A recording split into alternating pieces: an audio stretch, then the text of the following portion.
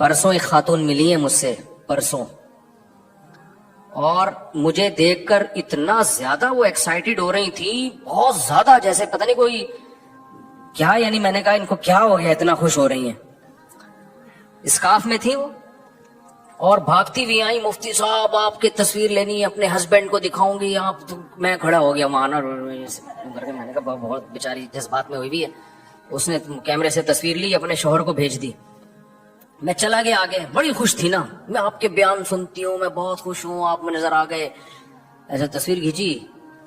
तो जो है ना वो, फिर मैं अपना काम निपटा के आ रहा हूँ, फिर रास्ते में खड़ी हुई है, अरे मुफ्ती साहब मैं क्या बताऊं। मैंने कहा खैरियत क्या हो? कह रही भाई मैं तलाक याफ्ता हूँ, मेरी शादी की उम्मीदें खत्म हो गई थी, आपका बयान मेरे शौहर ने सुन के मुझसे दूसरी शादी की है और मुझे बड़ा अच्छा मियाँ मिल गया, और मैंने ये तस्वीर अपने मियाँ को भेजी है, उस मियाँ ने भी जवाब रिप्लाई किया है, व्हाट्सएप पे भेजा है, मुफ्ती साहब का शुक्रिया अदा करो कि जो है ना मैंने उनका बयान सुन के 2 शादियां की हैं। तो उस मियाँ का तो फायदा हुआ ना, इस खातून का कितना हो गया कि नहीं हो गया? ठिकाना मिल गया बेचारी को यार, अच्छा मियाँ मिल गया।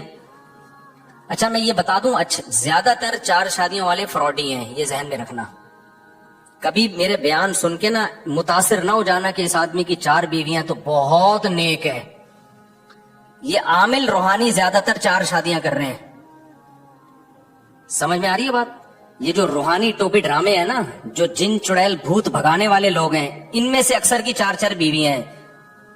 तो इससे लोग मुतासिर हो जाते हैं कि यार देखो हजरत ने मुफ्ती सारिक मसूद साहब की तरगीब पर अमल किया। ओ भाई मैं इन लोगों को तरगीब देता ही नहीं हूं। मैं जितने 4 शादियों वाले मिले हैं ना मुझसे, चंद अच्छे हैं, सारे फ्रॉडी नहीं है, ज्यादातर ये 2 नंबर लोग ये काम कर रहे हैं। ये आमिल लोग क्या करते हैं, लड़कियों को पटा पटा के ना, जिन चुड़ैल भूत के चक्कर में ना उनको अपनी अकीदत उनके दिल में बैठा के, देखो शादी तो लड़की से ही होती है, पटाए बगैर करो तमीज से, जैसे होता है। ये पटाते हैं, बेवकूफ बनाते हैं उनको ये शो करते हैं हम रूहानियात, सिफलियात, तिल्स्मियात और ऐसे ऐसे अल्फाज हैं, इनके बाप को भी इनका मतलब खुद भी नहीं पता होगा। तिल्स्मियात का वो मेरे पास वो है, और सिफलियात और अमलियात और फलीते और पलीते और हमजाद और मुवक्किल, जिसकी ना सर ना पैर, ऐसे टर्म्स इन्होंने याद की हुई हैं। सकर, हिसार, ये कुछ टर्म्स आप लोग भी याद कर लो और कुछ डिक्शनरी से 2-4 और देख लो, लोग समझेंगे बस हजरत बहुत ही कोई ऊपर की चीजें हमारी समझ से बाला तक। ऐसी बात करोगे ना जो लोगों की मेंटल लेवल के नीचे होगी, तो लोग कहेंगे तो लॉजिक की बात कर रहे हैं, ये तो या तो कोई डॉक्टर है या कोई साइंटिस्ट है या कोई आम आदमी हमारी तरह का इंसान है। तो डॉक्टर तो बहुत है, बात हमेशा वो करो जो खोपड़ी से ऊपर की हो। उस पे लोग कहते हैं यार उलूम, ये क्या है भाई? उलूम है भाई। एक लफ्ज भी हजरत की हमारी समझ में नहीं आता हजरत की बातों का, तो इससे मतलब ये उलूम है। उलूम के चक्कर में 4 लड़कियों को फंसा देते हैं। वो लड़कियां अकीदत में कि यार हजरत पहुंचे हुए हैं। मैं जानता हूं इतनी अच्छी खानदान की लड़कियां ऐसे कलोटे भंगी चमारों जैसे आमिलों की बीवी बनी है। एक खातून को तो एक आमिल ने जब जिंदगी बर्बाद की ना, मेरे पास केस आया, तो मैंने कहा आप तो इतने ऊंचे खानदान की, इतना एजुकेटेड फैमिली, इस किससे फ्रॉडी के चक्कर में किधर लग गई आप? उसने बताया मेरी जब रुखसती हो रही थी, मेरे भाई फूट फूट के रो रहे थे, किधर जा रही है तू? ये हमारे स्टैंडर्ड का बंदा नहीं है, कह रही है। लेकिन उसने ऐसा मेरे ऊपर मिसमरिज्म किया था ना, ऐसा दिमाग को कैप्चर किया उसने। ये कैप्चर करते हैं दिमाग को, ये अमल होता है जिससे दिमाग काबू में आ जाता है। तो ऐसा मिसमरिज्म किया था कि मैं पागल हो गई थी बस, और खुदकुशी की धमकियां, भाई आजिज आ गया। अच्छी खासी एजुकेटेड फैमिली थी गुलशन इकबाल की, पढ़े लिखे लोग थे। कह रही मैं पागल, मेरा भाई भी पागल हो गया, मजबूरन उन्होंने दे दी कि यार क्या करें, रुकिए। और उसकी पहले से कम वक्त की 2 और थी।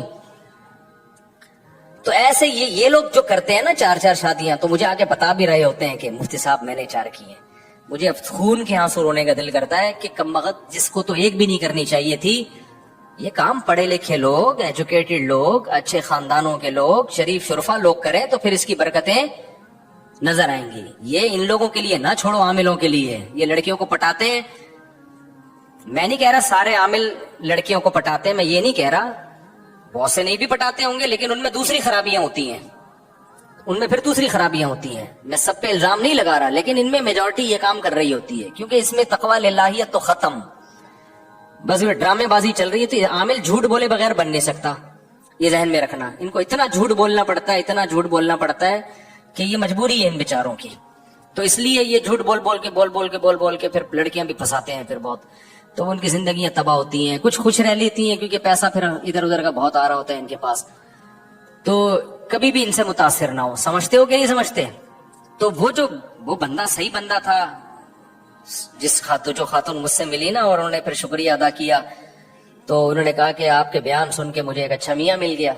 वो अच्छा पढ़ा लिखा लड़का। जो सही अच्छे लोग हैं, जो बाकायदा घर रखने के लिए, बीवी को इज्जत मोहब्बत देने के लिए, घर बसाने के लिए शादी करने वाले लोग हैं, वो इतने शरीफ हैं, वो कहते हैं ये काम ही ठीक नहीं है, वो करते ही नहीं है। ठीक है ना?